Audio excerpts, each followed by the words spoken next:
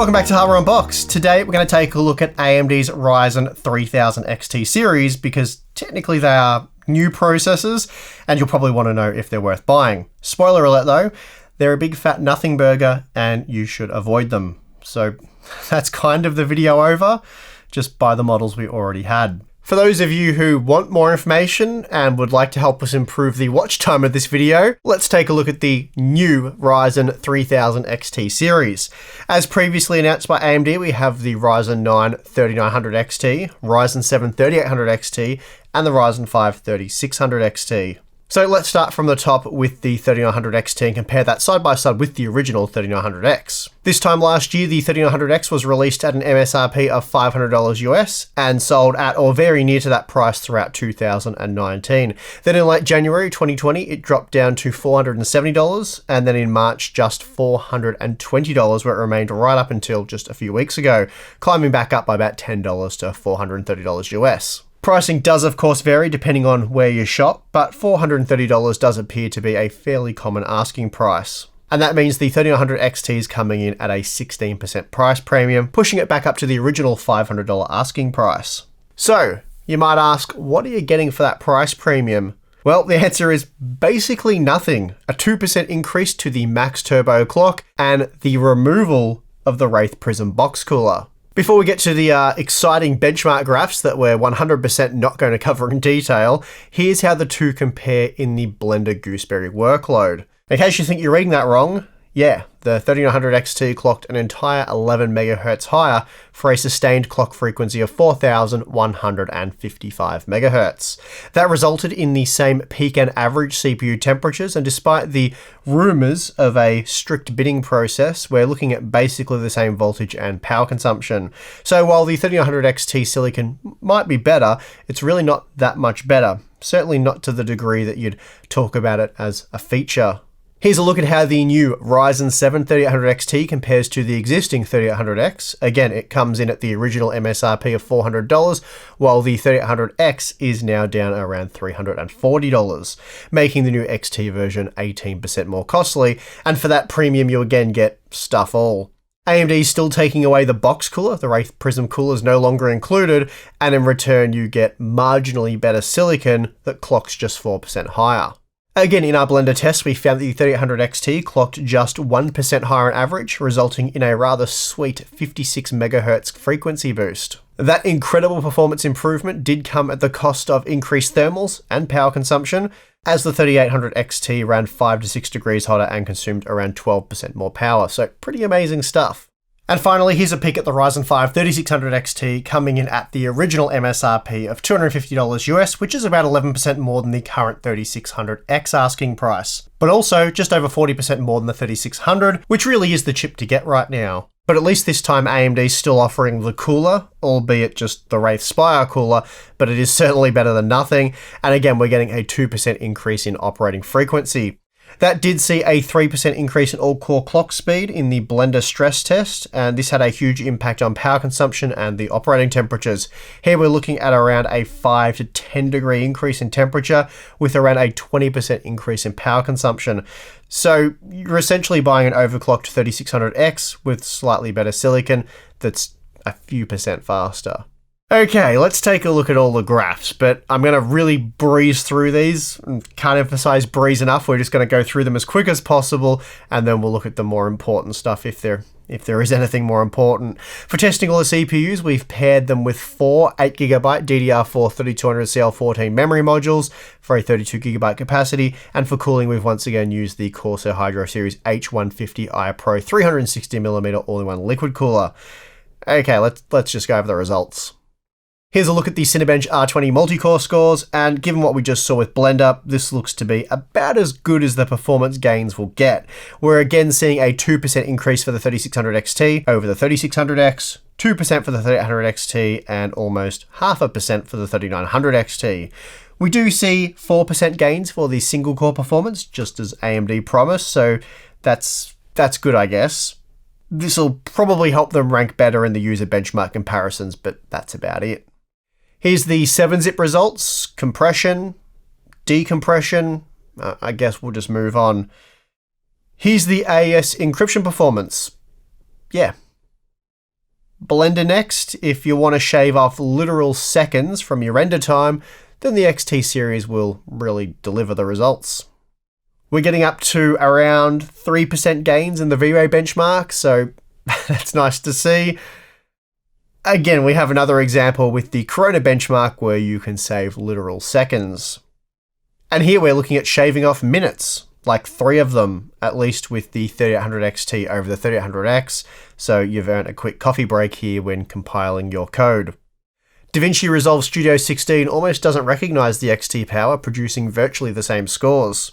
I also included Premiere Pro. Here the 3600XT was so close to the 3600X that it actually slipped a little bit behind on our 3-run average.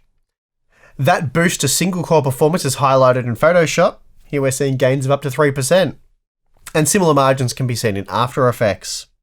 And now let's look at the power consumption. Hoping to see some 3950X-like efficiency improvements. These chips are extremely disappointing. You won't believe this, but they look like slightly overclocked versions of the original chips.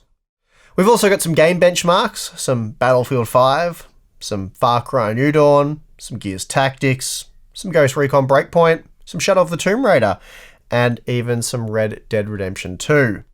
Right, time for some overclocking to see what the higher quality silicon can really do. It turns out through manual overclocking, you're again looking at a 100 to 200 MHz increase, at least when compared to my early production chips. Interestingly, the 3900XT was the worst overclocker of the XT series, peaking at 4.4 GHz, but then it does have more cores, so your chance of getting all 12 of them to something like 4.5 GHz is going to be more remote. It's certainly possible though, and I'm sure many reviewers will get better chips than mine, but mine, for example, maxed out at 4.4 GHz no matter how much voltage I push through the chip, making it just 100 MHz better than my old 3900X. The only problem with manually overclocking these 3rd gen Ryzen processors, at least using the method I did, is that you shave off some of the single core performance, and there's no escaping that fact, even with the new XT chips. Finally, here's a quick look at cost per frame using the 1% low data from our Battlefield 5 benchmark. When comparing the X variants to the XT models, we see that the 3600 is 9% more costly per frame, the 3800 was 16%, and the 3900 15% more costly. However, if you care about value, I don't recommend either the 3600X or 3800X. In fact, since day one, I've been recommending the vanilla 3600 and 3700X. So if we compare the value of the XT range against the Ryzen CPUs that you should actually be buying, things look even worse, at least for the 3600XT and 3800XT. We're talking about a 36 to 39% increase in cost per frame when compared to the base models, so pretty brutal stuff in the value department. Okay, well that about brings us to the end of one of my stranger CPU reviews. It appears as though AMD's just released 3 new CPUs that almost no one should buy. Or really, you could quite easily argue no one should buy. Maybe mad overclockers who want to juice every last bit they can out of a 3rd gen Ryzen processor will be interested, but I'd say that's about it.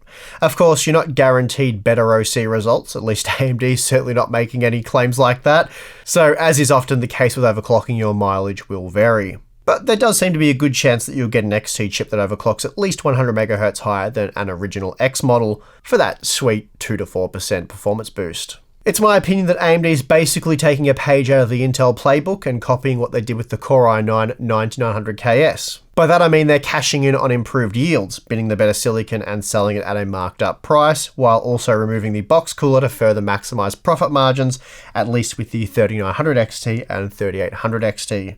Personally, I'm not a fan of what Intel did, but I see this move by AMD as less of an issue. That's as long as nothing changes with the pricing of the existing Ryzen processors. In the 9900K example, that part was meant to be $480 US, but leading up to and even after the 9900KS release, the 9900K processors were selling for $500 or more, and sometimes availability was a bit spotty. The 9900KS was meant to come in at a little over $500, but quickly shot up to $600 before fizzling out of existence shortly after release, and probably for the best.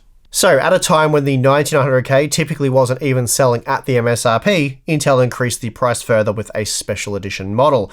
AMD, on the other hand, are offering the original Ryzen 5, 7 and 9 parts all below the MSRP, and as long as that continues, then I couldn't care less about these XT models. If AMD wants to provide more options without disrupting the current lineup, then I have no real issue with that. But it is a shame that the XT range isn't more exciting, but really, it's not particularly surprising that AMD is trying to cash in on Zen 2 one last time before rolling out Zen 3 later this year. In fact, we're hoping to see that in a few months' time, so fingers crossed that is the case. On that note, given that we are expecting new CPUs soon, it doesn't really make sense to pay a premium for a Ryzen 3000 series processor right now. In fact, you really only want to purchase one if you're getting it at a discounted price. But if you're desperately in need of something like the 3900X or 3950X, then by all means buy them, but know you're doing so very late in the product cycle. So in my opinion, parts like the Ryzen 5 3600 and Ryzen 7 3700X make the most sense right now, as they're relatively inexpensive and will tie you over nicely. All that said, the Ryzen 3000XT series simply doesn't make sense, period, regardless of any upcoming products, and the fact that they've been released so late in the product cycle just adds to the disappointment. Anyway, I'm happy that AMD has at least provided reviewers with samples so we could inform you about this XT series. And with that, I'm going to end this video. If you liked this review, well, you know what to do. There's one of those buttons, the thumb up one. You can subscribe for more content. Not quite like this. Normally we go into a bit more depth with discussing the results and even the product itself, but if you guys have watched previous videos, you'll know that. This one, we didn't think there was much here, so I'm very interested to hear from you guys what you think about this release, and it'll also be interesting to sort of see what other reviewers thought about the XT series. But yeah, not much more to say on this one. If you sort of appreciate what we do here at Hardware Unboxed and you'd like to get more involved with the channel and get some pretty cool perks like our live streams and private Discord chat, then head over to our Patreon account. The link is in the video description. Like I said, you can become part of the Hardware Unboxed community, chat with us on Discord. We also do a monthly live stream where you can chat with us live there, and we talk about behind the scenes stuff going on the channel. It's all quite interesting. Q&As, behind the scenes videos, but as I said, if you're interested, you can check that out. But above all else, thank you very much for watching. I'm your host, Steve. See you again next time.